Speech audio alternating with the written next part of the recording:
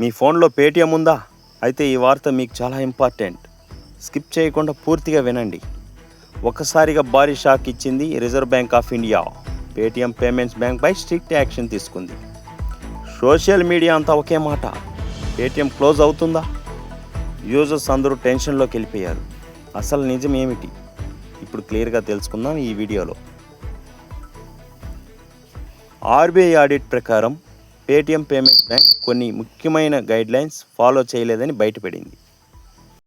KYC issues, monitoring problems, rules violations వంటి కారణాలతో RBI సీరియస్గా రియాక్ట్ అయింది. దాంతో కొత్త డిపాజిట్స్ యాక్సెప్ట్ చేయడం మీద రిస్ట్రిక్షన్స్, కొన్ని బ్యాంకింగ్ సర్వీసెస్ నిలిపివేయడం. అంటే పూర్తిగా బ్యాంక్ క్లోజ్ అయిందా? కాదు, కానీ ఆపరేషన్ చాలా వరకు లిమిట్ అయ్యాయి. ఈ న్యూస్ బయటకు వచ్చిన వెంటనే యూజర్స్లో కన్ఫ్యూజన్, ఫియర్ పెరిగింది. ఇప్పుడు మీకు ముఖ్యమైన విషయం, మీరు పేటిఎం యాప్ ద్వారా యూపీఐ పేమెంట్ చేస్తే ఇవి ఇంకా వర్క్ అవుతాయి. ఇతర బ్యాంక్ అకౌంట్స్ లింక్ చేసి పేమెంట్ చేసుకోవచ్చు.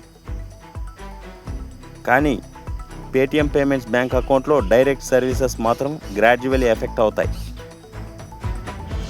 వ్యాలెట్ యూజర్స్ కూడా అలర్ట్గా ఉండాలి. ఫ్యూచర్లో చేంజెస్ రావచ్చు. కాబట్టి ఫ్రెండ్స్, ప్యానిక్ అవ్వాల్సిన అవసరం లేదు.